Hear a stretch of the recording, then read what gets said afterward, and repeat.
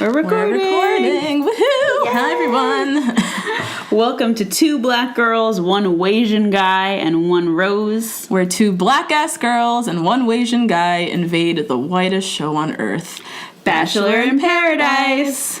I'm Natasha. I'm Justine. And I'm John. Yay! We're so excited, everybody. We have John Graham, a.k.a. hashtag Venmo John, on the line. And we're so excited to talk to John, particularly because his social media presence is really saturated with positive messaging around representation. It's got some dad jokes in there, got some one-liners. And he is not sponsored by corny ads. You're not going to see any teeth whitening, no FabFitFun boxes, none of it. And it just shows how seriously, John, you've taken this platform that you've been given, and we want to thank you for that. Yeah. Yeah, well, thank you guys for having me on the podcast. I'm super excited, and I'm happy we can get to some pretty interesting conversation. Yes. Yeah. So we were talking offline with John quickly that we have even some mutual friends. He had a dorm mate who we went to high school with. Small world. Love it. Mm-hmm. Very small world. So one thing we want to ask, so everyone obviously refers to you as Venmo John. How do you feel about this name? You no longer work at Venmo. We know you're one of the first employees there, but like this whole hashtag Venmo John, like what's your take on this? Yeah, at first I was a little quiet about it and reserved, and I think because when you hear about someone that's been early at a tech company, you start to draw impressions about how much money they might have or how financially stable that might be. Mm-hmm. And I wanted to meet people without those connotations coming behind me. And so I kind of didn't talk about it much on Bachelorette at all. Mm-hmm. And if you talk to any of the guys, probably most of them didn't know from me. They probably found out through someone else. Mm-hmm.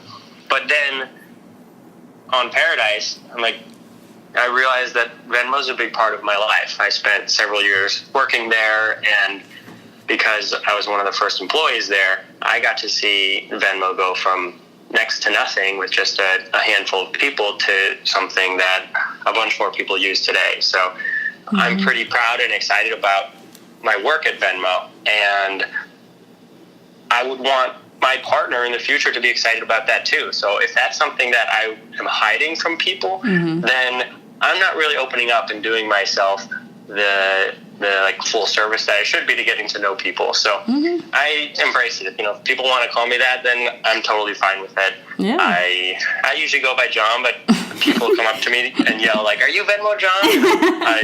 I've got no problems with it. Nice. Yeah, it's a big part of your life, so you might as well wear it with pride. Why not? Yeah. How did so we live in New York City, so we've obviously see you all over. We see you everywhere. These Venmo ads, how did that come about? Yeah, so years ago, we ran an ad campaign that was similar to the current Venmo ad campaign in the subways, but that one was called Lucas Uses Venmo. And one of our coworkers named Lucas, an Asian guy, we took photos of him looking very stoic, and we had random simple sentences plastered in the subways. Like, Lucas uses this. Lucas takes the stairs. Lucas eats sushi. Lucas likes magic. Lucas uses Venmo. And the whole idea was, hey, if Lucas is so normal and using Venmo, I should use Venmo too. And so this new Venmo campaign that they ran now was sort of a callback to what they did in the past with a little bit more exposure with someone that people have seen before on TV. Yes. Very smart. Yeah. Oh, nice. I like it. Yeah, pretty cool.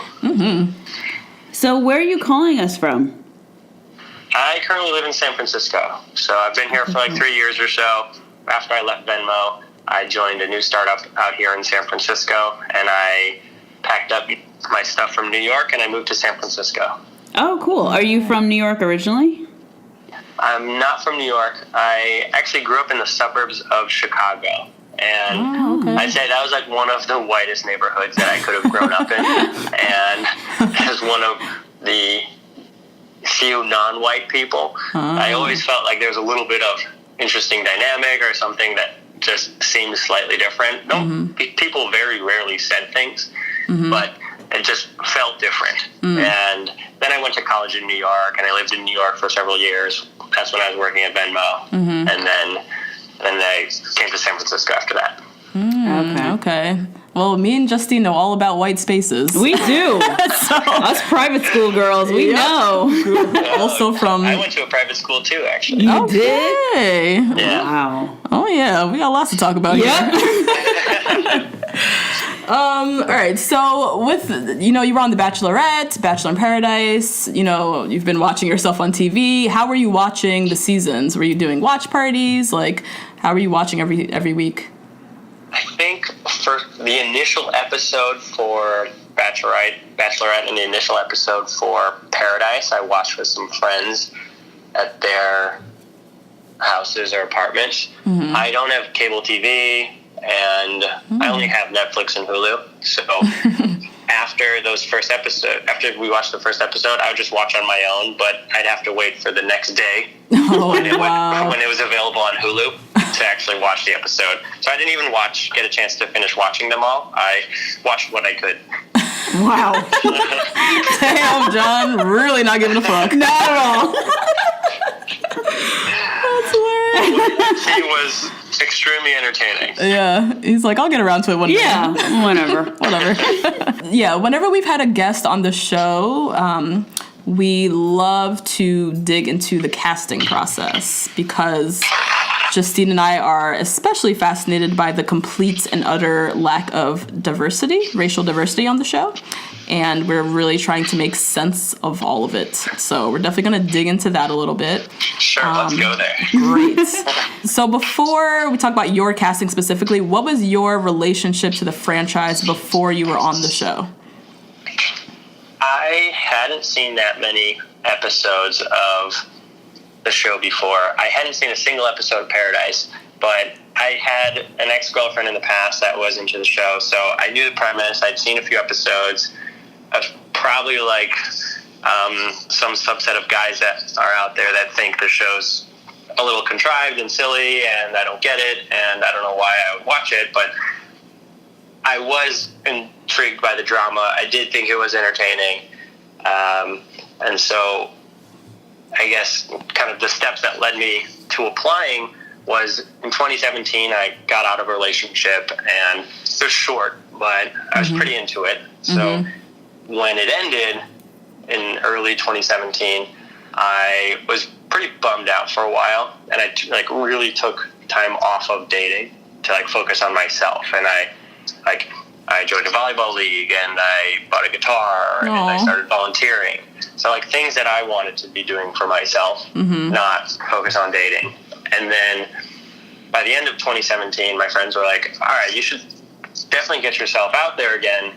And two of my friends, they're married, they love the show, and they're like, here's the steps to apply, here's what you have to do, and they kept pinging me every week to apply. So eventually I think my application process probably mimics a number of guys, but I just applied online. I don't think there's any casting in San Francisco that I know of.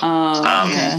But I had to write an essay and send in photos and do a video interview, and I actually mailed in my application. So I put it on a USB stick with the photos and the video, and printed out my essay and put it all in a little package and mailed it. Wow. And then so that was early 2018.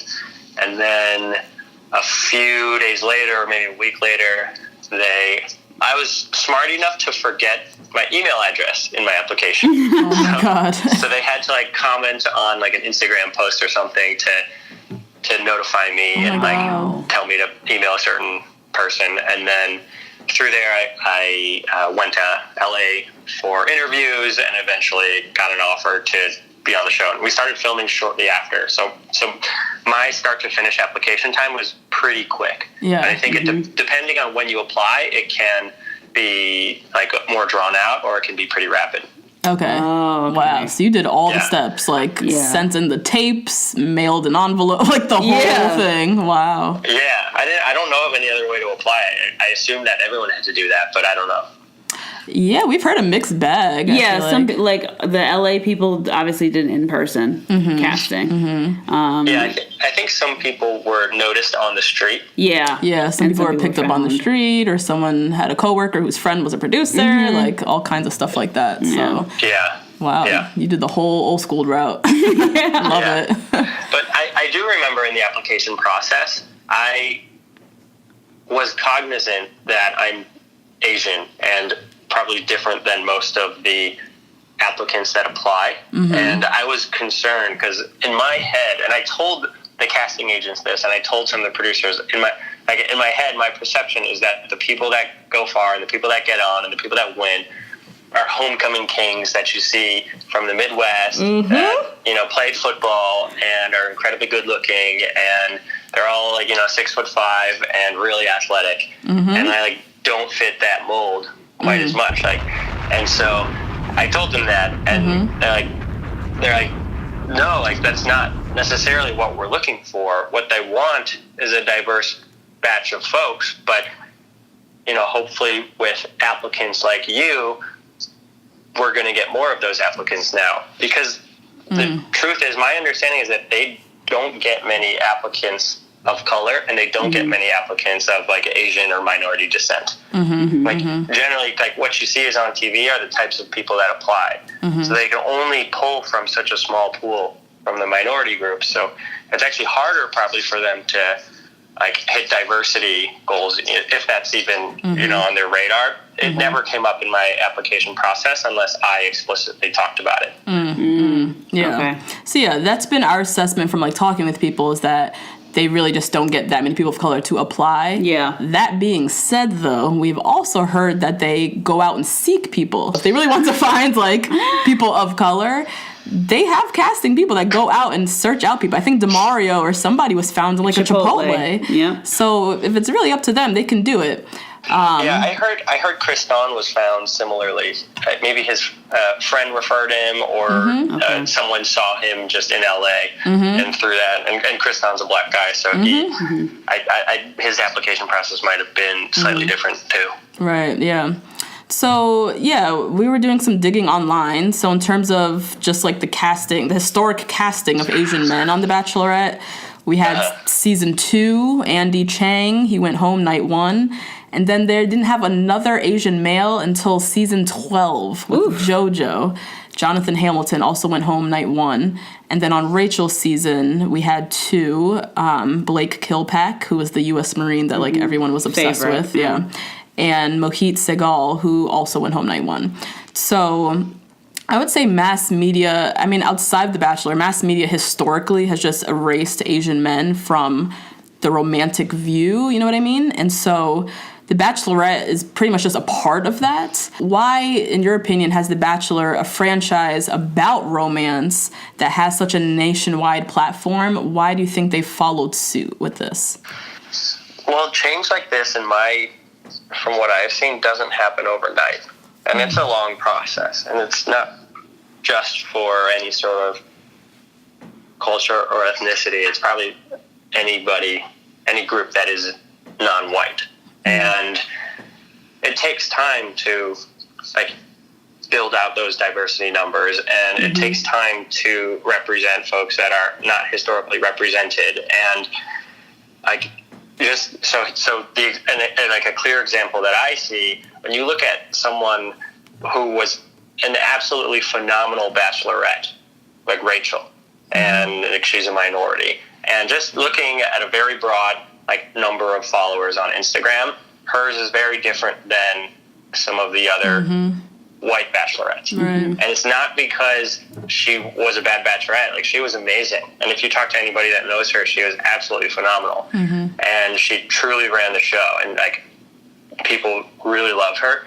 The difference is that the rest of America sees differently, just on appearances, and that's not something that changes overnight. It takes a lot of time. So as long as there's continued representation, with Asians specifically, I think with the movie Crazy Rich Asians, which I talked about and I love, and with you seeing more Asian folks in the media and now on Bachelorette and on Bachelor in Paradise. It's really cool to see. And, there's baby steps each way, but like we're getting there.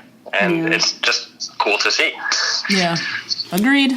Definitely agreed. And if we just talk about the year 2018, right? It started, we would say, with you on The Bachelorette, then Crazy Rich Asians. We had Aquafina hosting SNL, To All the Boys I Loved Before. We had Asian Bae on Insecure. We had Fresh Off the Boat is in its 5th season on ABC. And we can go on just for 2018 representation alone. But it seems like for this year, compared to last year, we've gone from 0 to 100. Like, as much as it is a gradual process to, like, get diversity into the behind-the-scenes stuff, for us as consumers, it seems like it's gone from no Asian representation to Asian representation all over the place. So our cynical view of that is that some big executives caught on to the fact that it sells, that Asian representation is selling. So what is your take on kind of our view on that? I've never heard in person about any sort of, riding the Asian hype train for 2018. Maybe those are conversations that the higher ups have. It never came out in any sort of discussions with me. But when I look back, growing up as a kid, going back to what I saw were the homecoming kings that were strikingly good looking and muscular, you never saw an Asian guy like that. And to see folks like that represented in the media in such a positive light as the leading male or the leading female of minority descent, that's just such an uplifting thing to see. So much so that Asian guys chase me down the street now and have called after me just to say that they saw me on the show and thought it was awesome because I'm Asian, or that's because so nice. I have the same major as them, or because I work at a tech company like they do. Wow. And it was like that's the type of representation to me that matters. When people feel so much more proud of their background and so much more like valued and understood just because they've seen somebody that they don't even know in person. Right.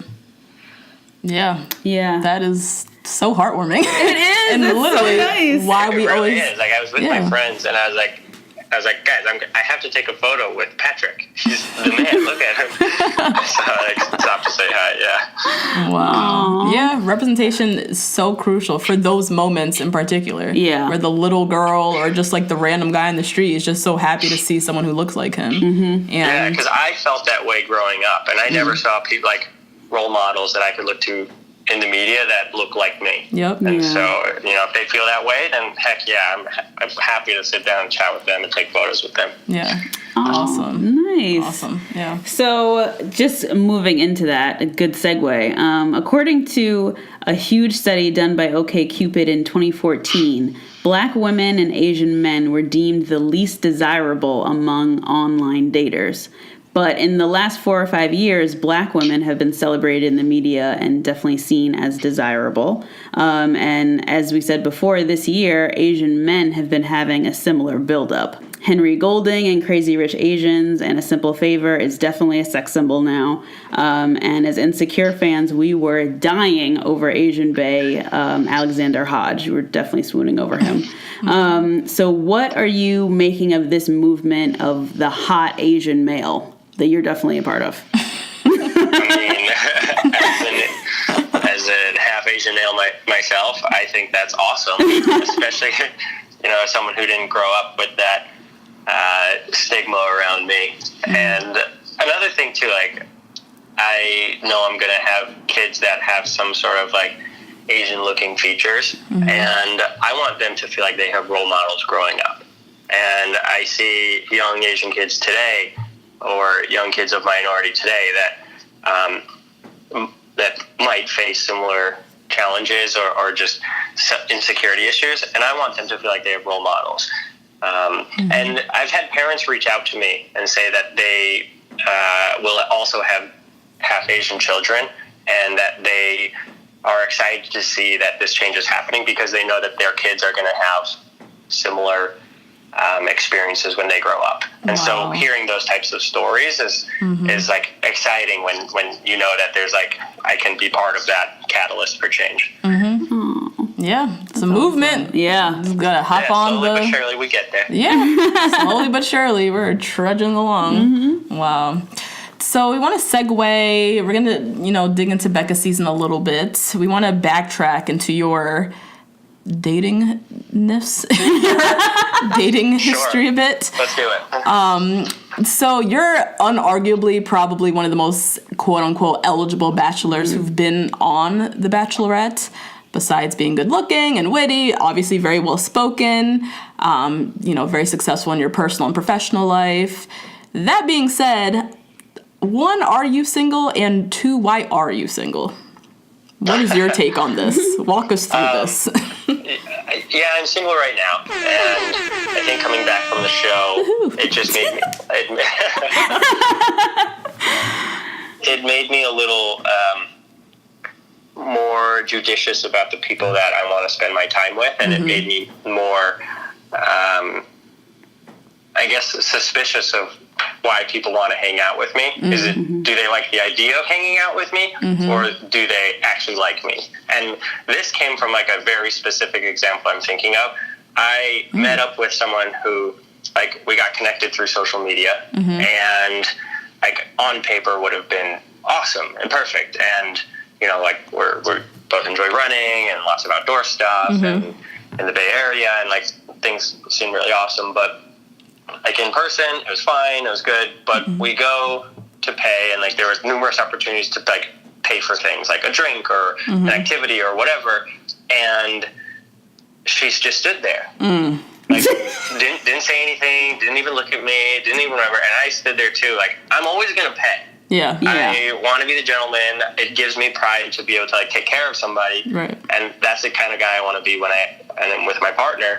But if you don't even like motion your hand into your pocket first, or if you don't be like, hey, like, why, like, can I get this round or whatever, and instead you just stand there all like absent-mindedly and don't even like do the dance with me. If you're not gonna dance with me, then it starts to I like am suspicious of what you want. So that sort of left like a sour taste in my mouth. And since then I've been pretty hands off on like trying to go on like really formal dates and trying to like, I'm not on any dating apps.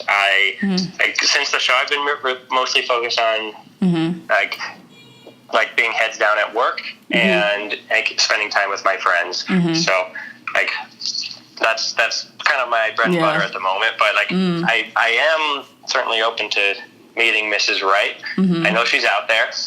But like I feel like I need a little bit of built up trust with somebody before I'm gonna really want to like have feelings for them or want to date them. Yeah, definitely. Jeez, ladies, you have to at least do the gesture. At least do the reach. At least the reach. Or be like, oh my God, are you sure? Right. Something. It's the gesture. Like, can I get next round or something? Right. Yeah. Whatever it is, like, I'm going to pay, so it's fine. But, like, the offer. Like, you know how to do it. Yes. We are well versed in the gesture. So yeah, I can imagine now that, you're more well known, you're more on a national platform, Venmo is like attached to your name now, that it's definitely a little bit more difficult. Dating, what overall, I guess, what's dating like in the Bay Area? Seeing that it's a more male-dominated city, also tech is a very male-dominated industry. I guess, what's the dating landscape just in general over there? Yeah. Well, before the show, I was using dating apps, and my experience was you get what you like take out what you put in, and so the amount of time that I invest in selecting the right photos, writing a good bio, messaging people, planning a date, confirming the date the day of, then going to meet them, like I could eventually get to the point where I would like go on a date with somebody, but it's really time consuming, and you have to get through a lot of cruft to eventually meet cool people. Right. And I don't know if that's specific to San Francisco, but that was my experience in San Francisco before I went on the show. Mm-hmm. It's the same over here. I'll just say that. New York is the same. You put in a lot of effort to maybe potentially get on a date, but it's a lot of build-up to... Yeah. And people I've found are not always clear about what they want, or they may not even know what they want. Mm-hmm. So if they want something casual and fleeting, or if they want to be in a committed relationship, is like, I don't care. Like, both are fine as long as you're respectful and honest about it. Mm-hmm. But I think people do a really poor job of communicating that, especially up front when you're like afraid of scaring somebody or afraid of coming on too strong. Right. So I've always, especially more recently, found that it's better to be upfront about what you want and how you feel. Mm-hmm. Yeah. Definitely. Yeah, we talked about it on our last episode, just like clearing motives and being very upfront as to what your intentions are, because on online dating... It's also like you can you might be polarizing in that people are really going to like you or people are going to hate you for being that upfront. Right. Yeah, that's true. And in the same way that on social media, people love you or hate you, you want to be polarizing, because the people that love you are your like diehard big fans, and they're not going to leave you. And if they hate you, they're not going to follow you anyway. So it's the same thing with people. If you're yourself and you're upfront and honest, at least they can decide whether or not they want to spend more time with you because they know what you want. Exactly. So always be clear. Yes. Yeah. I said last week, I said online dating feels like a bunch of people just wasting each other's time. If we all were just clear on our profiles, it would be a lot easier and we'd go on more dates. Yep. Yeah. Are you DTD or DTF? Yes. Right. Exactly. Let's be upfront, please. So, wait, you've never considered going on Raya? Have you heard about Raya? Oh, yeah. You can get on Raya now, John. Yeah. I have heard of Raya. I don't know if I have any... I'm sure I have friends on Raya. I've never talked to them about it. So, I don't know. I've never been referred, or I've never had that conversation. But I thought you had to be referred by someone who's on Raya, and I don't know anybody on Raya. Yeah. But you could email somebody from Raya. You would get in. It's very dubious. I know they look at, like, social media influence. So if you have a certain number of followers or something. But I don't know if you still need an invite code or something. I don't know. If he, your guess is as good as mine. I don't know. Yeah. Yeah. Well, if you investigate, let us know and send me an invite. I have like 900 followers on Instagram. I'm nowhere near Raya material. Okay, so let's dig into Becca's season. Your time on Becca's season was unfortunately short-lived, but we just want to know, what was your one-on-one time with Becca like? Did you see like sparks there with her?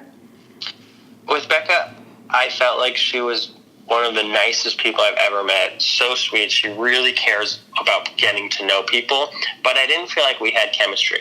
And conversation was easy and was great, but I wasn't like, man, this is my girl. Like, I saw the sparks flying with other guys, and I tried it at first, and we didn't get there, and like, it's no harm, no foul. Like, I'm still friends with Garrett and Becca, and I'm so, when I see them together, I see how happy they are together, and like, I didn't have that with her, so I'm not at all jealous or upset about it. I'm like so happy for them. Good. Nice. Yeah. Nice. So as far as the house goes, like, who are you closest to in the house? Yeah, I at the house, I definitely hung out with Garrett a bunch. I hung out with Kristan. I hung out with Leo. I hung out with Blake and Colton. So those were some of the guys that I was closer with. Okay, you had a lot of friends. Yeah. Good. So Justine and I have dug into our podcast quite a bit. Becca's season of just some problematic men among the cast. We had Lincoln, who was a convicted sexual offender. Leo had some sexual harassment accusations come out, and he also just looked like a full-on dick on Paradise. Yeah. And Jordan, it's a bit split. I would say, in my opinion, he seemed very self-absorbed on the season. He's now kind of had a whole nother storyline arc with Paradise and this whole Jenna scandal. And then Garrett, who we've definitely not shied away with how we feel about his whole social media stuff. I'm just curious, what was the energy like in the house among the guys? I would say with the guys, we were all pretty tight. There were maybe a few people that we were not fond of. And other than that, we were buddies. Mm-hmm. We would just hang out. And in the later weeks, most people didn't want to know what was going on the one-on-one dates. Mm-hmm. I, on the other hand, was always curious. I was like, oh, what'd you guys do? How did it go down? 'Cause I didn't have feelings for Becca like that. But some of the other guys were like, oh, I don't want to hear about it. Just do your thing. Let's be homies though. Mm-hmm. And with the exception of maybe a couple guys, we were all, I would say, fairly tight. Maybe some guys closer than others, but we were all buddies, I'd say. Okay.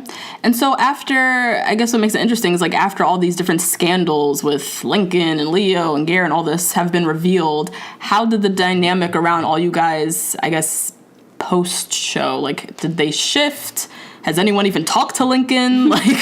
What's happened?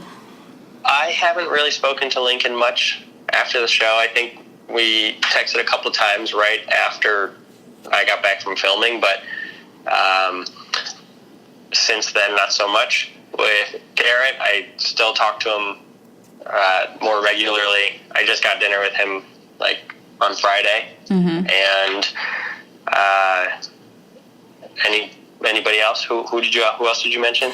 Yeah, I guess just if there was a dynamic shift after, it just seems 1 week there was the Lincoln scandal, then the Leo scandal, then the Garrett scandal. Was there a shift among you guys in terms of your dynamics? I would say probably not.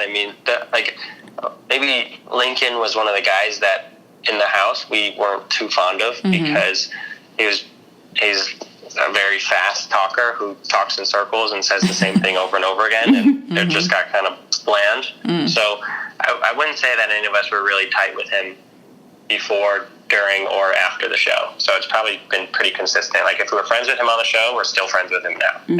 I still consider myself friends with Leo, and we catch up from time to time. And even though he didn't make the best choices on Paradise, I know he's still a good guy deep down. He just made some poor decisions. Okay, gotcha.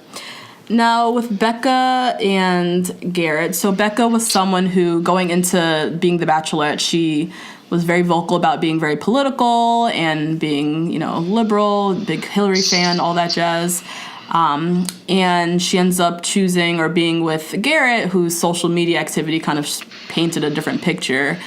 And in the end, we were a little perplexed by her choice until we kind of just saw it as, this is a woman, a white woman, who is able to use her white privilege to kind of bypass maybe viewing someone's belief systems in a way that, as a woman of color, I wouldn't be able to look past some of the things that I saw from his social media.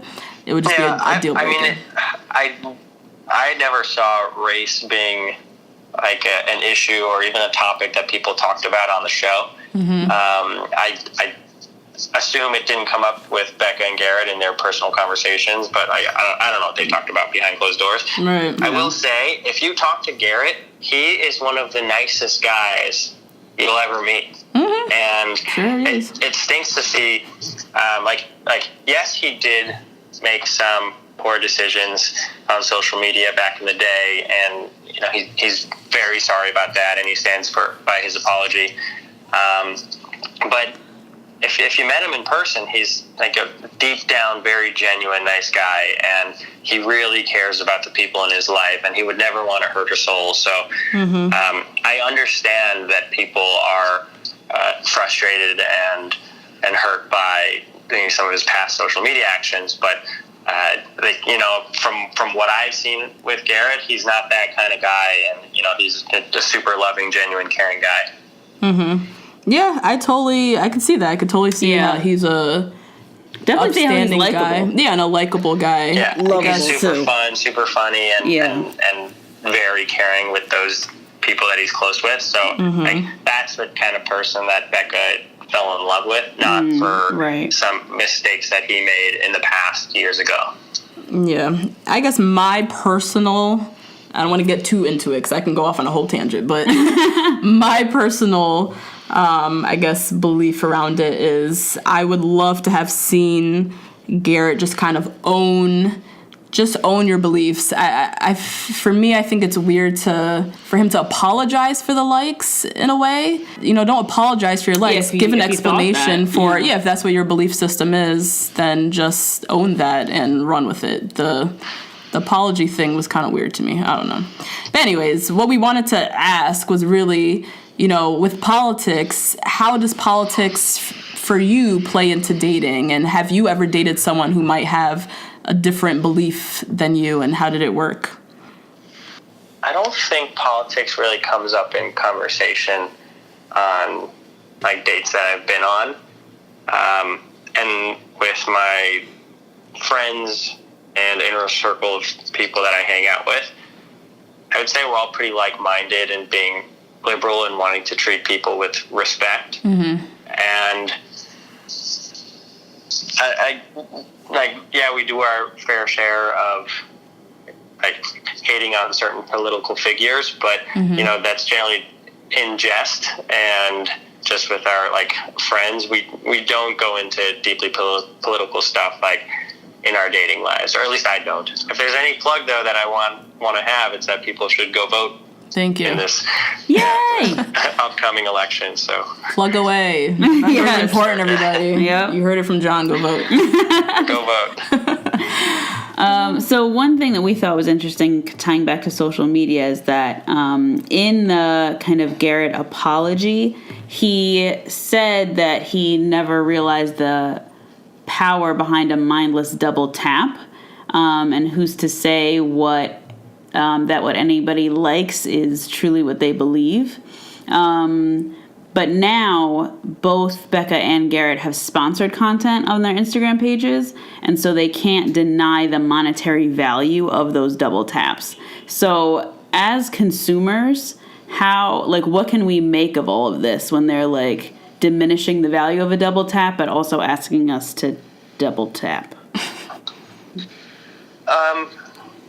I don't know. I hadn't thought that far ahead into it. I think they try to pick brands and sponsors that are meaningful to them and are true to who they are. So if it's something that they want to be sponsored with, and I was actually just talking to Garrett about this. Like, he has a way bigger social media following than I do, and he barely does any sponsorships because it's just not something that he, cares that much about. And, he's an outdoors guy and loves to be active and loves to be with his friends and family. So he'd rather spend his time doing that. So I don't think that social media is his end game. Okay. I think it's really it's when you're in that situation, and sponsors are offering you a lot of money to post a picture, who wouldn't do that? Yeah. But especially while this might be a shorter window than other people in media. So he's not. I've never known him as that kind of guy, but it's social media is a thing that you can monetize on. So I don't blame him for it. I would be if I were in his shoes. Yeah, and he has a job as well. It's not like his only source of income is this. So yeah, he has a lot of experience with medical sales too.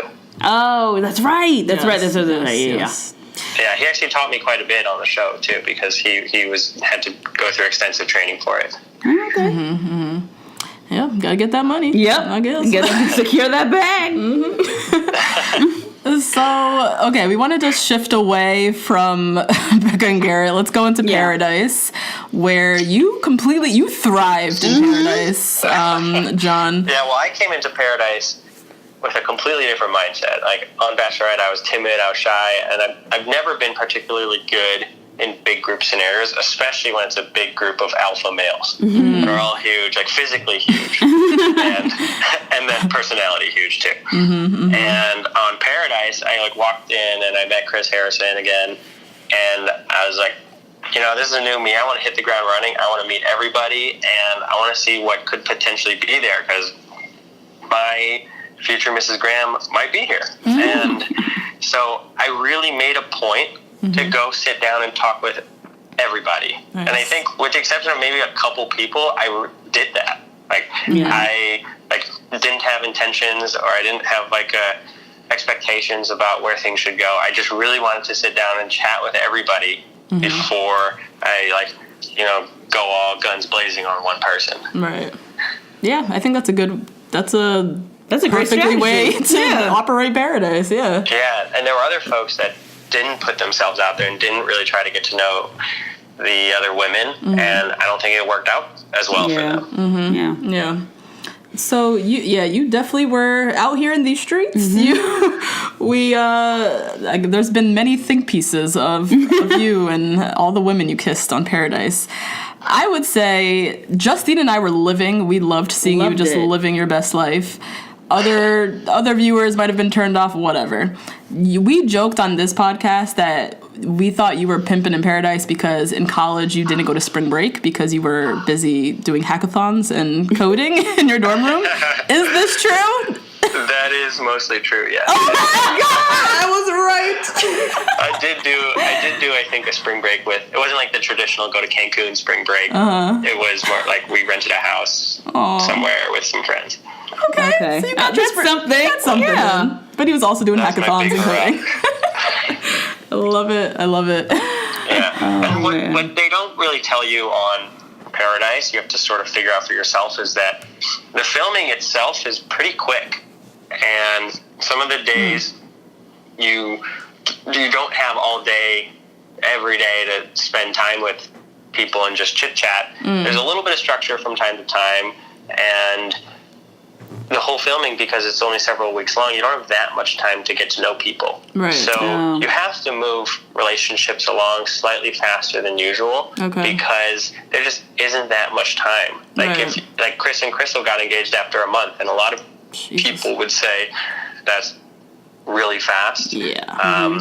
And with some degree of truth, that's true. But the conversations that you have on Paradise force you to get deep fast. So it's like dating in reverse, where you have to get to the deep stuff about a partner before you know their favorite color. Because there just isn't that much time. And so when you move relationships along faster than usual, it can take you to places faster than usual that wouldn't normally happen in an outside dating environment. Right. Yeah. How long were you guys filming Paradise? I don't know the exact timeline, but it was in the realm of weeks. Okay. Cool. Like 2-3 weeks? A weeks month or so, maybe. Yeah. It's definitely more than 2 or 3 weeks. But okay. Not like 3 months or anything. Right. Yeah. So when did they approach you about Bachelor in Paradise? After I got eliminated from Bachelorette, I think they had mentioned there's always Paradise, and as we start casting for it and thinking about it, we'll contact you. And they probably say that to every cast member. Yeah. But, and then several weeks later, they reached out to me about formal casting. Oh, okay. Okay. And so going into Paradise, I believe, they ask you if there's certain girls that you're interested in. Who were you hoping to see in Paradise? So I was excited about meeting CN. She was on Ari's season. I watched a couple of episodes of Ari's season just to get a feel for who might be there. But I think she has a boyfriend. She does, yes. I DM'd her or I emailed her or something. And she's like, I'm not going. I'm like, okay, cool. Oh my God, we love CN. She was on the podcast twice. Yeah, we love her. Yeah, she seems cool. I don't think I met her in person. Okay. And I had messaged Caroline too, but I don't think she saw it. Oh. Damn. Mixed up in the DMs. I could totally see CN and John. It's like a little Ivy love match. Yes! Ivy POC. Yeah, Ivy POC love match. Love it. Well, Black women of Bachelor Nation and Black women in our inbox were ecstatic to see that you had connections with 2 Black women on the show, Jubilee and Olivia. So what's your experience with dating women outside of your race? Personally, I had not dated a Black woman before. Oh, before Paradise? Wow. Yeah, I had not. Mm-hmm. And I have dated white women and Asian women before. Okay. Gotcha. Okay. And everyone was really hopeful to see you and Jubilee and that one snippet of a date that we saw. And we got no footage beyond that first date. So what happened with her going home? Yeah, we had a super fun date. That ziplining adventure was really cool. We had a great time.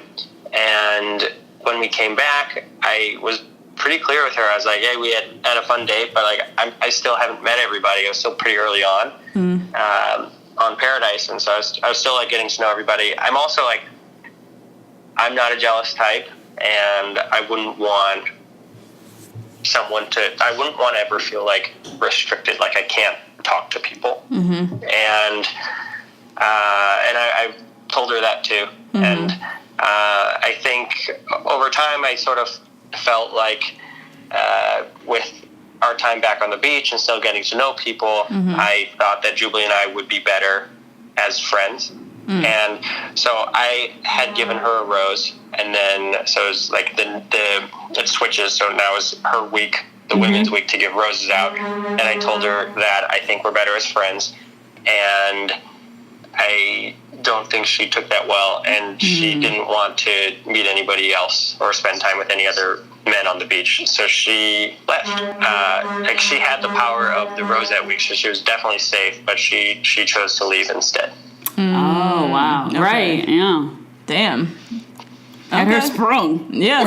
She was real. Sounds like she was sold on you. Yeah. Yeah. It's kind of hard when you just got there and you still kind of want to, like, explore other and meet people. Yeah. Damn, it's a shame she went home and didn't even try to stick around to see if there's anybody else. Yeah.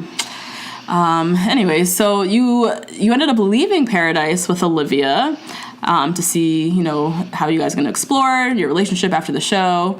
On the reunion, she was coming for your neck. What happened with Olivia? I was a little surprised by that. Yeah. She came in towards the very end of Paradise. So we didn't have that many days to get to know each other. Mm-hmm. But we had a really fun date together, and hanging out with her was really fun. And then I went on a group date, and then she went on a date as well. So of the time that we were together, 2 of those days we didn't really get to hang out. Mm-hmm. So we didn't spend that much time together because it was towards like late in the process. And I didn't feel ready to take her to a fantasy suite. Like, we weren't there yet, and I told her that when it was the last day when we were leaving Paradise, that like I'm still trying to get to know you. Like, let's not go there. Mm-hmm. And she was super relieved to hear that because we were on the same page there. But mm-hmm. like I've enjoyed getting to know her. Like, let's like see what happens in the real world. So. Right. The hard part is that she lives in Chicago and I live in San Francisco. In the beginning, we did a great job of like keeping in touch and calling and texting a few times a week. Mm-hmm. But over time, it sort of like dissipated. Like, work gets busy, life gets busy. I visited her in Chicago. We had a great time. Oh, okay. And then I think we hadn't spoken for a few weeks, and I. Mm-hmm. Called her up and I said, I think we're better as friends. Yeah. And it's a bummer that we didn't get a chance to spend that much time together, and we're really far apart geographically. Mm-hmm. Like, logistically, it's just hard to make this work. Yeah. And she was very understanding, and mm-hmm. then I'm surprised that I felt like we were on the same page because we really hadn't been speaking much at all, like once every few weeks. Mm-hmm. And so I felt a little sort of just taken aback by the fact that she's blaming me or getting frustrated at me for not chatting much, because we weren't chatting anyway that much. So, I still keep in touch with all of my other friends. So I don't know why why that came up. Yeah, she was salty. Yeah. But yeah, distance is a bitch. Long distance sucks. Yeah. I've never done a long distance relationship before, so after knowing someone for a few days, it'd be a tough sell to get me to long distance date somebody. Yeah. Yeah, that's a lot to ask. Yeah, right. Yikes. So Olivia, I mean, she a little bit implied that maybe you and Chelsea had something going on.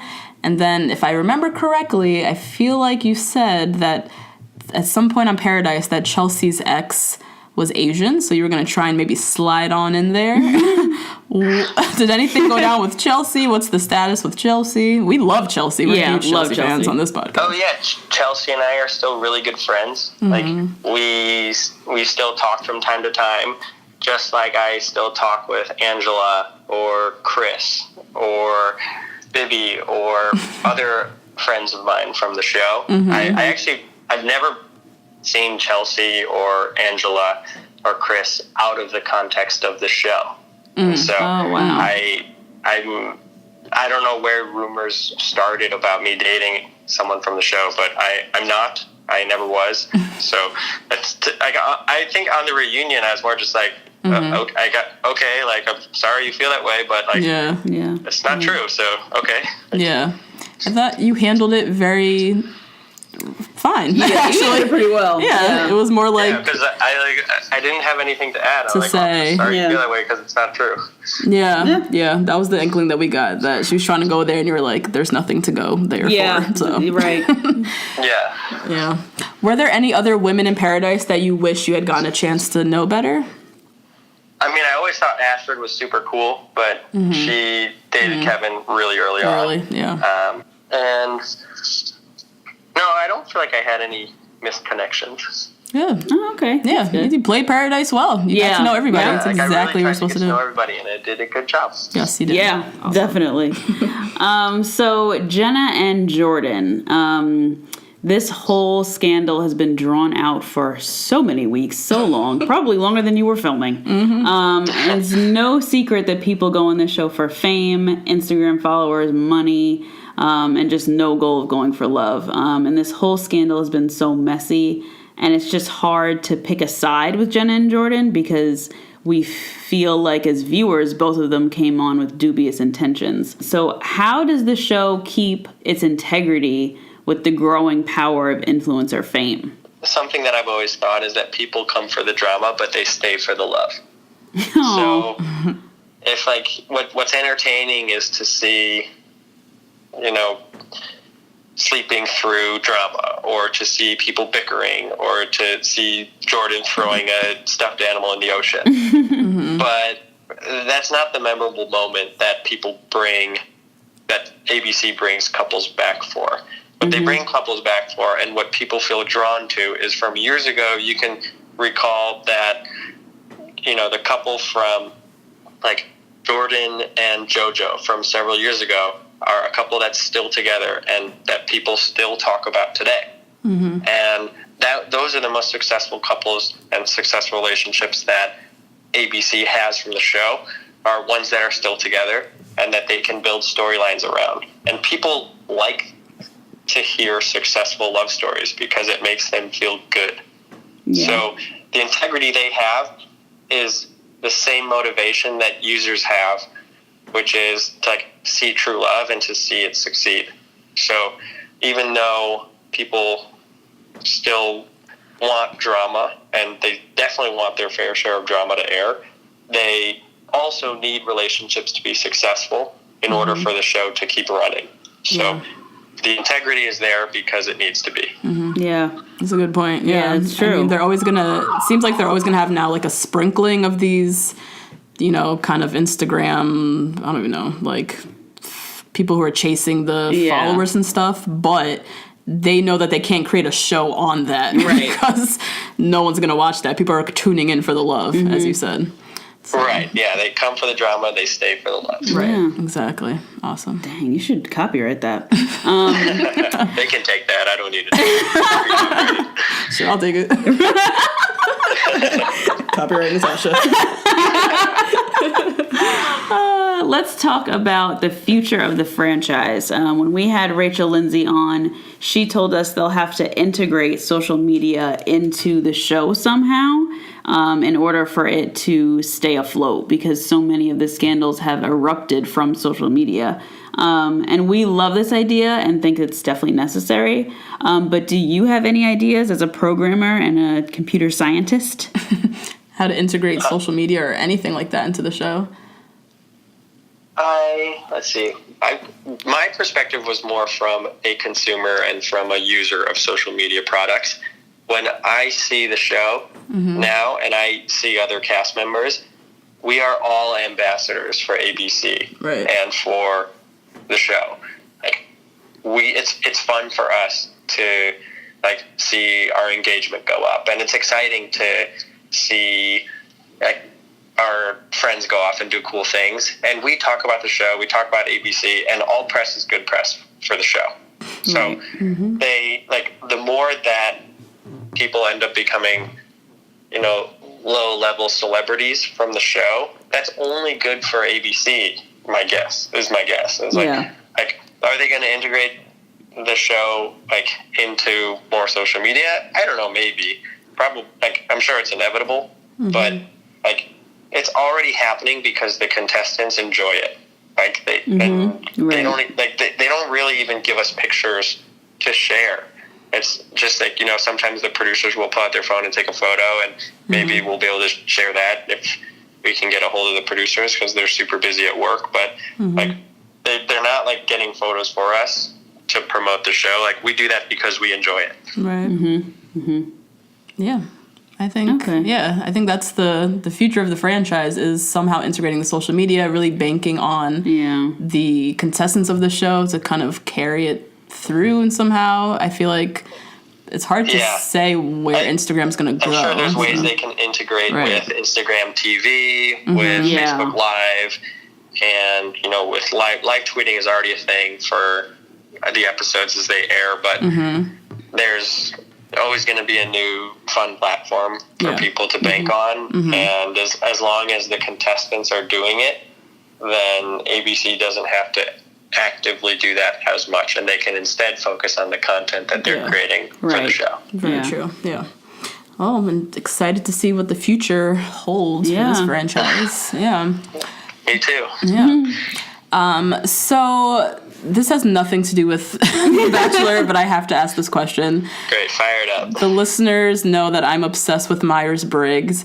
I said on the last episode I was going to try and figure out your type. Do you know your MBTI type?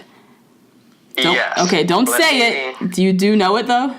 Okay, I have this saved on, like, a tab in my phone. Oh, my God, me too? Yes, okay. Yes. My guess... Damn, now I'm wavering now that I've talked to him. Now I'm not sure. Oh. I'm going to guess... ESTJ or ISTJ. Fuck. Okay, do you want to know? Yes. Okay, so you're close. I'm ESFP. ESFP. Oh, you were close. Ah, okay. ESF. So my other, Justine can verify this, my other guess I had written down secondary was ESTP. But... super close. What is the F and T, the difference between those? F and T is feeling versus thinking. It's like how you make decisions. Whether you mostly go with your, like, how you feel and your emotions, or are you more, like, logical in your head and kind of weigh out all the options thinking? Yeah, I would think that I'm more of a analytical thinker, but I'm pretty emotional, so okay. Maybe not. Yeah, I was going with the T. I was being very stereotypical with the programmer. Yeah, but it seems like from your honesty that you give people, you're definitely F. I could definitely see F now. Okay. I almost got it, guys. Almost. You're closer. You had the ES right. Yeah, I had the ES. Yeah, nice. And we looked at your LinkedIn profile, which is hilarious. You went from Morgan Stanley to some startups to TV, and now you're working in San Fran. What's next for you? I'm still working at Finn. I believe our mission is awesome. There's a lot of work to be done, and I love my coworkers. So nice. I just, enjoying my job. Like, I'll entertain maybe like social media involvement here or there, but I spend most of my time at work and with friends and family. So there's no what's next. I don't know if I'll be in San Francisco or New York or wherever in between, but right now I'm in SF and just at work. Great. Cool. Live it up. Yeah. Living the dream. Living the dream. All right. So I think, that's all the questions we've had for you in terms of digging into Paradise and the Bachelorette. So we're going to get into these listener emails. Are you ready, John? I am ready. Let's do it. Great.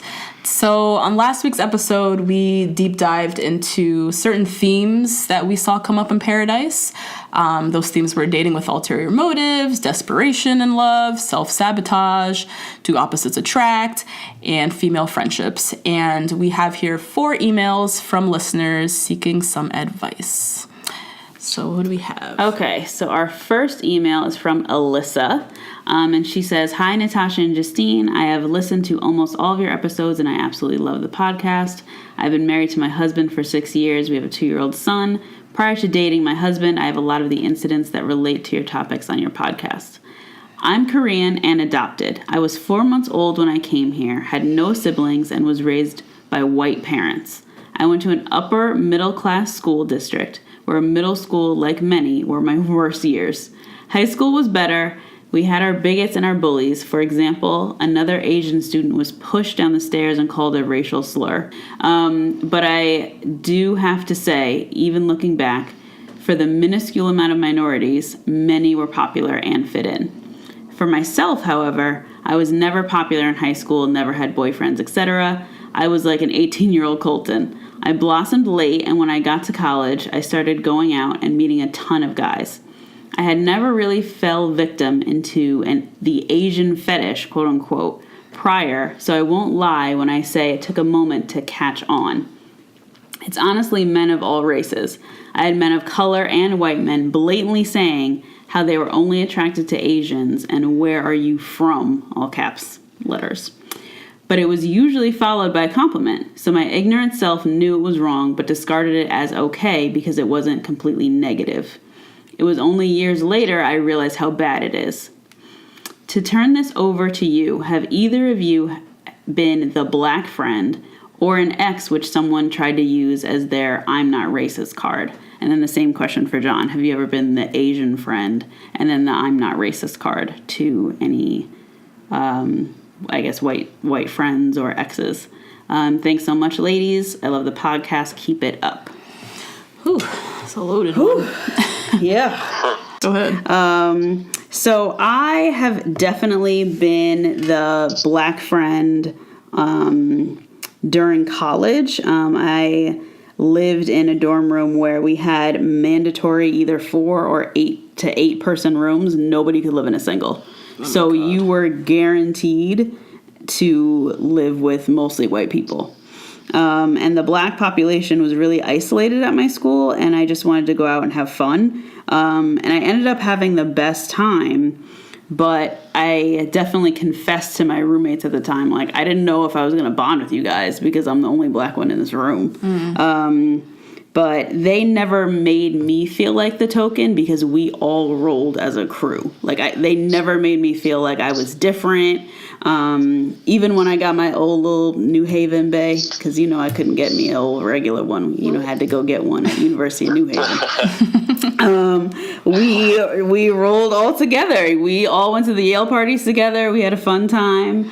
And I definitely weirdly relate to this where are you from question. A lot of people think that I am mixed with something and fetishize it. A lot of people think that I'm mixed with some sort of an Indian or South Asian, and a lot of Ethiopian I get, Guyanese I get, and people definitely fetishize it like, ooh, it's so exotic. And I also took it as a compliment, but also recognized that, like, that's the reason why you're talking to me, which is weird. Yeah. I always found it strange. Like, why is it necessary? And when I would say that I'm African American, people would be like, let me see your parents. I'm like, you guys. Oh, jeez. This is unnecessary. Yeah. So I definitely have been. I've never been the I'm not racist card. That's wild.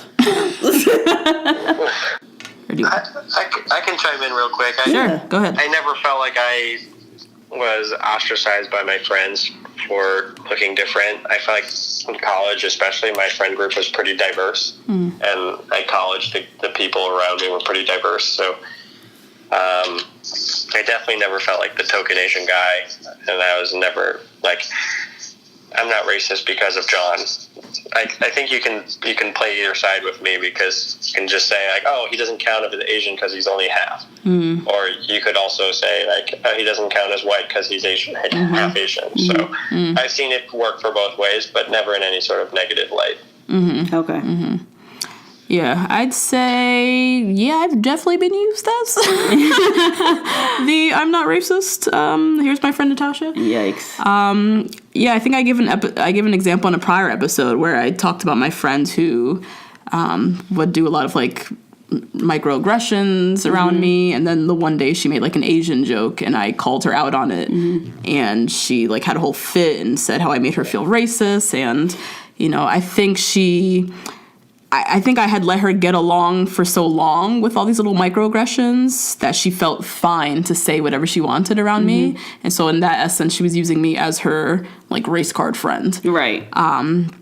But, I mean, yeah, I'd say, as you said before, John, like, you grew up in a predominantly white area. Like, I, too, was raised in a predominantly white area. I luckily don't have many, like, vivid memories of, like, crazy racist shit happening to me.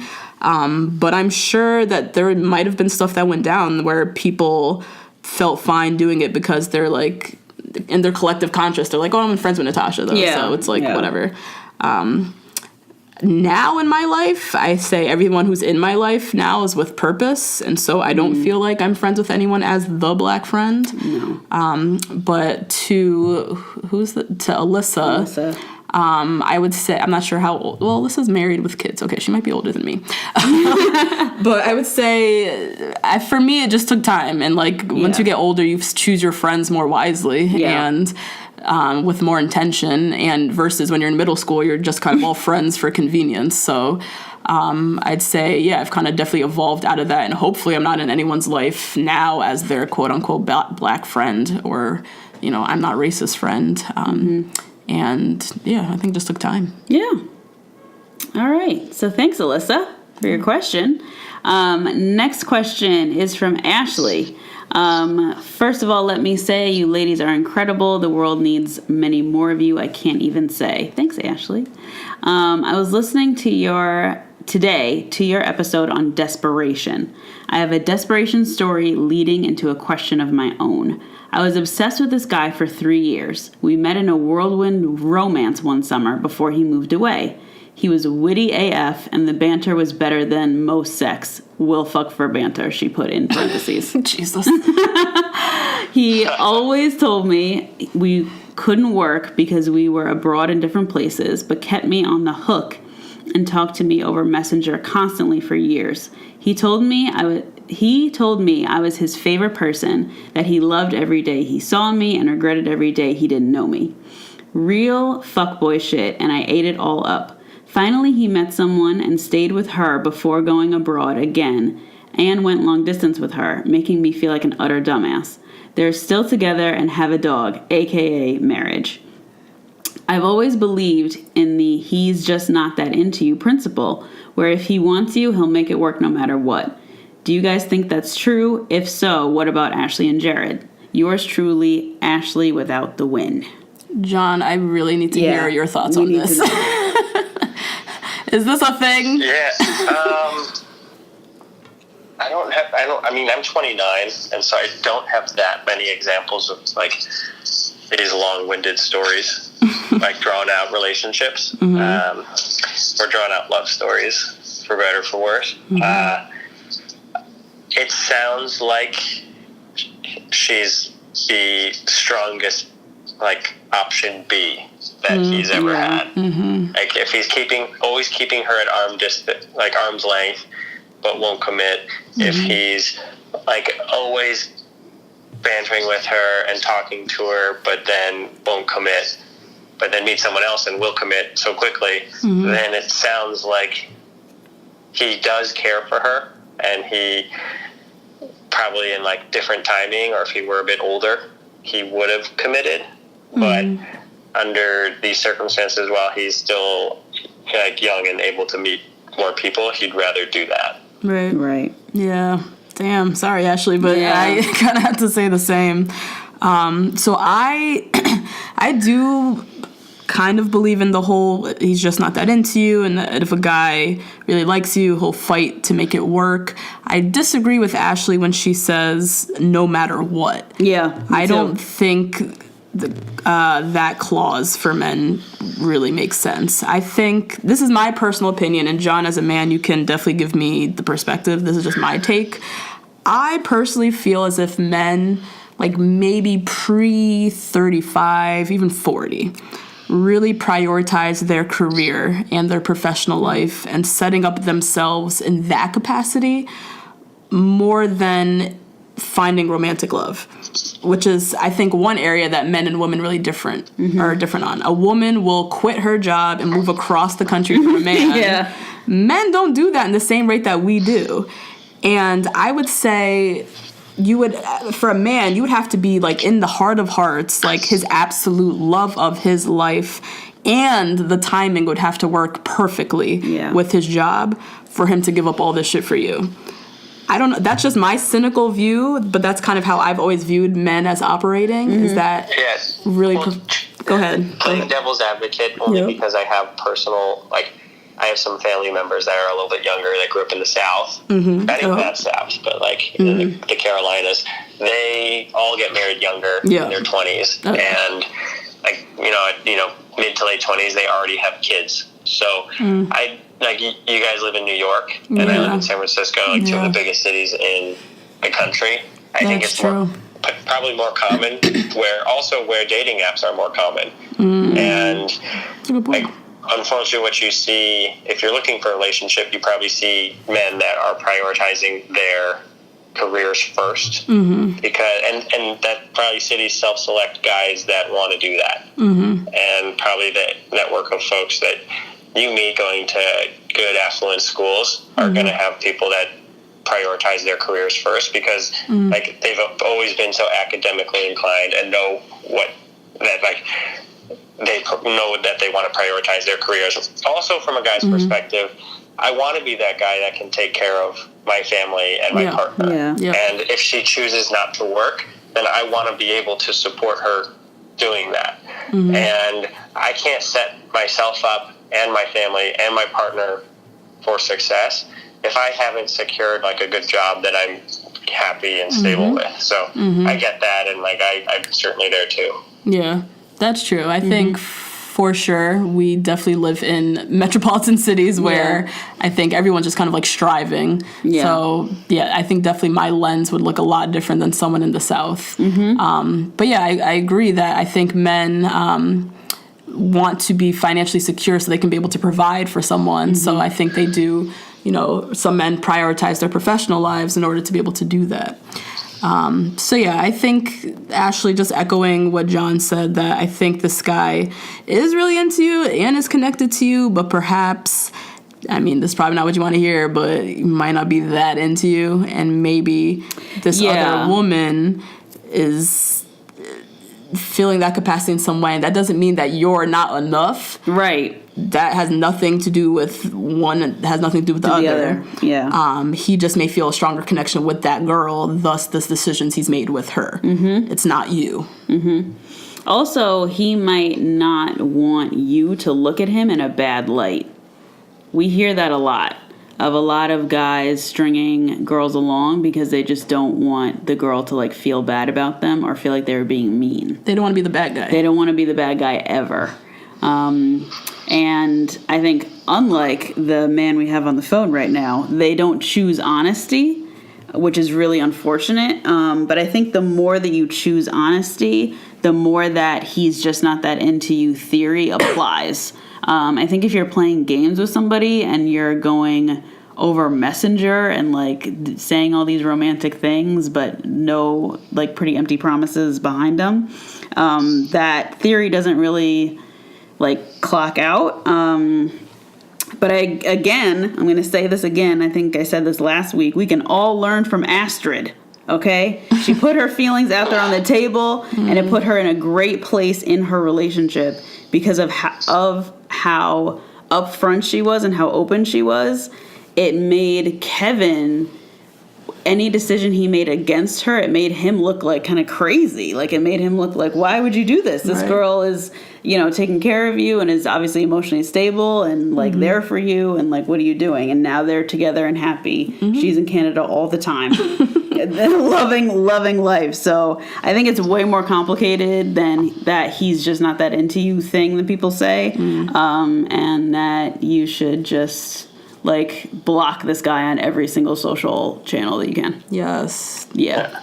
I totally believe in it. I agree. Probably better to cut ties. And I also agree Kevin and Astrid are phenomenal together. And Kevin was one of my closest buddies on Paradise, and Kevin and Astrid are so awesome. Yes, we love them. We love Big them. fans of them. Yes. Good luck, Ashley. Yeah, good luck. So next we have Suzanne. She says, hey, I love your podcast, not only because I am one of the many white girls who lives off of Bachelor Nation, but also because you guys talk about the real issues that are seen through the contestants and the events on the show. Since Becca's season, virginity has been a huge deal. There's definitely a difference of how big a deal it's been with Colton versus previous women who have been virgins. And I think you talked about that on your toxic masculinity bit in a prior episode. My question is basically, how does virginity impact relationships for women, specifically as they get older? I am almost 28 and I'm still a virgin because it's just never happened for me. I'm working on my PhD, go you, Suzanne, Dr. Suzanne, and I have obviously been preoccupied, but I am really wanting to find a partner now and feel like it's such a piece of baggage to most people, as we saw with people's reaction to Colton admitting he's a virgin. Hopefully this wasn't too off base for your podcast, and thanks for taking questions. Suzanne. Ooh, Susie. A lot. I would say to Suzanne, with being an older virgin, you just have to own it. Yep. I think if you're going into dating presenting this as a handicap or even just thinking of this as a deficit, that men are going to treat it as such. Yeah. I think being a virgin is not baggage, although society might make you feel like you're baggage. But your virginity doesn't define you. It's just an aspect of it's one small aspect of you. And if a guy feels that it's baggage, then he's obviously not the mature enough man that you want to be with anyways. Yeah, I think more than anything, you just have to own it and just recognize that, like, you're on your own journey and no one's to say, even though society says losing your virginity at 18 and 19 is normal, that's not to say that you're not on your own journey and that 18 and 19 suddenly you're like I don't know, like an old maid or something. Like, I don't even know. You're stale. Yeah, I think personally you would have to do some work on yourself to kind of accept it and just own this aspect of you before you then go into dating and like introducing this to somebody else. Because if you don't own it yourself, then it's going to be troubling for you to then try to like, have a conversation, like a meaningful conversation with a guy you're dating about it. I also think the word virgin is very loaded with a lot of like connotations. You can be a virgin and you can still be a sexual being. Like that doesn't... Right. I think there's this implication that you're just like this prude, you have like a lock and key on your underwear, like whatever. Chastity belt? Yeah, like a chastity belt or something. I think if like presenting to guys that you're dating, like instead of coining it like I'm a virgin, because I just feel like that is so loaded. Yeah. Even just phrasing it differently, like I haven't had sex or I haven't had sex yet. Yeah. And, just explaining what your relationship to sex is. Like I haven't had sex, but I'm still open, or I've done other things or whatever. I think getting rid of that like virgin tag, I think will help you kind of like It'll help like break the ice. Break the ice. Yes, Yeah. I'm trying to say break the ice with men a little bit differently, and then I think you're fine. But more than anything, I think you need to like own it first within yourself before even trying to tackle talking about it with random ass guys that you date from online or something. You know what I mean? Yeah. Any thoughts, John? I totally agree with that too. Definitely have to sort of own it first, and there's probably more tactful ways to bring it up in conversation at the right time. The other part, like, I think it's much more big a deal for the person who hasn't had sex than it actually is. I would think that most people don't really care that much if your partner has had sex before or not. It'd be nice for people to like have that experience, in my opinion, but I don't think it's a deal breaker. And like if you saw the way Becca reacted with Colton, she was like, "Okay, thank you for telling me." Like, I'm glad that like if it's a really big deal to you, then I want you to be able to feel comfortable and talk about it with me. But that doesn't mean it's a big deal to me, and that's how it was. So I don't think people actually care as much as you might think. Yeah, agreed. And I definitely think that it's a bit easier on women than it is for men. Because I think men are sexualized from a really early age. that's why Colton being a virgin was like it's such a big deal. Yeah. But also, I think you being worried about telling people, we all have aspects about ourselves that are unique but don't define us. So as someone who dates men, I haven't dated a man who's under the age of 35 in years. And I've dated people who were divorced. I've dated people who have had long-term relationships and then quit them. I've dated people with kids. And none of those things are deal breakers for me. And I would see it as even a lesser version of those things. Like, if you can't find somebody who's kind of like open and flexible in that way, then they're just not for you. And sex is a really big deal in relationships. So I would, say it sooner rather than later. And like Natasha said, to own it. But again, it's not something that defines you. And as someone who is younger but like prefers to date older guys and knows what comes with that, like you just kind of like accept it about the person that you're dating, and it is what it is. Yeah. True. Yeah. You'll find your person. You'll find genuinely will not give a shit. Yeah, Dr. Suzanne. What you mean? You're Dr. Suzanne. Right. What? You out here. You're out here, girl. Yeah. And then we have our last question from an anonymous listener, I should say. She says, I'm a 19-year-old Indian girl in the San Francisco Bay Area, and I'm completely inexperienced, like never been kissed inexperienced. This might be too broad of a question, but do you guys have any advice for young women of color who are just beginning to explore the dating scene? Ooh. I love this question. What's your advice? I love it. I don't even know where to start. So, if you're in college, anonymous, I would say knock on people's doors and introduce yourself. This was really hard for me to do in college, but you just walk around and say hi to the girls on your floor. She's or the an guys introvert. on your floor. She's never going to do this. I know. Justine, I would never do that. Introverts do not do this. I know, it's hard. Sorry. It's hard. She might be. I mean, she might. Yeah, she might be. But the girls will introduce you to the guys, and if you really want to date and you're 19 years old, all you have to do is put on a dress and walk outside. Like, being 19 and dating, when I think about it, I'm like, oh my God, it was so easy. It was so easy to meet people. Oh my God, it was so easy to meet people who are on the same page as you as well. And I would not worry about your inexperience either. Quick story, because I think that everybody at the age of 19 has never done something. Right. Like, it's not like everybody is out here like at sex clubs and doing crazy shit when they're 19. And everybody might make you feel bad about not doing certain things, but it just, is part of learning at that age. Quick story for me. I had 2 friends in college who made me feel horrible about not having anal sex. I was 19. They were like, "You've never done anal? Oh my God, I can't believe you've never done it." I was like, "What? I'm just 19. What do you guys mean?"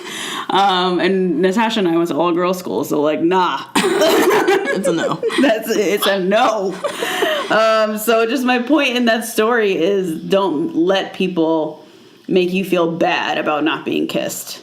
And just go out and put on a mini skirt, girl. You'll meet somebody. Oh my God, this dude.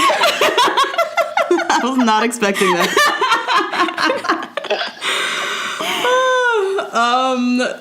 John, do you want to go or I go?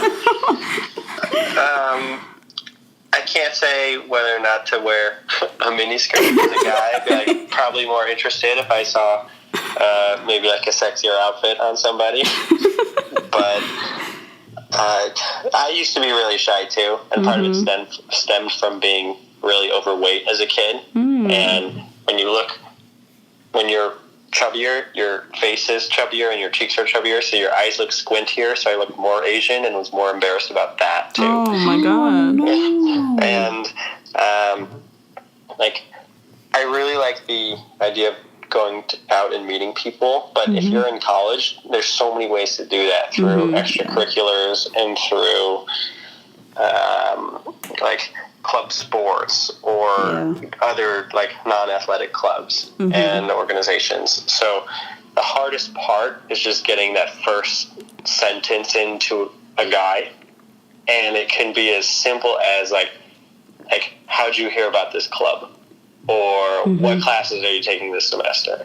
And once you have an in, if they're interested, it doesn't matter what you say, they'll continue the conversation and ask you about you, and then you're there. Definitely. Can I ask you a question, Don? Do you feel as if like growing up like chubby, like having your chubby days, did that shape you at all into, I guess, growing up into a more confident man or in some way? Did that have any bearing? It definitely made me, I know where I never want to be again. And that I had low self-esteem, and I was embarrassed about being seen by girls, and I was embarrassed about like going to a beach or like going to a party, and so like just from personal confidence, if you care that much about how you appear, then whatever you can do to just build up confidence will come out in how you portray to other people. So I would say, like help me shape what I am now, because I know what I don't want to be. Yeah. Oh yeah. Wow. Thanks for sharing. Who are we talking to? Anonymous. Anonymous. I had my first kiss when I was 20 years old. Oh. So I'm right there with you, girl. Being a late bloomer on all respects. I also dealt with like self-confidence issues. I also had a lot of social anxiety in college. That's why I was saying when Justine said go around and talk to everybody on the whole, nope. I could never do that. I was going through my own stuff. So I would say my advice is to have fun and stay in your lane. I think at 19, we have a tendency to just watch other people. Yeah, I know I did that for sure. I was watching all these girls with guys and having fun, and they seemed way more advanced, and I just felt like I was left in the dust. And I'm now at 28. I had a lot more dating experience than I would have thought I would have had at 20 with having my first kiss. Yeah, right. And watching everybody like progressing. And I just feel like everyone's on their own journey.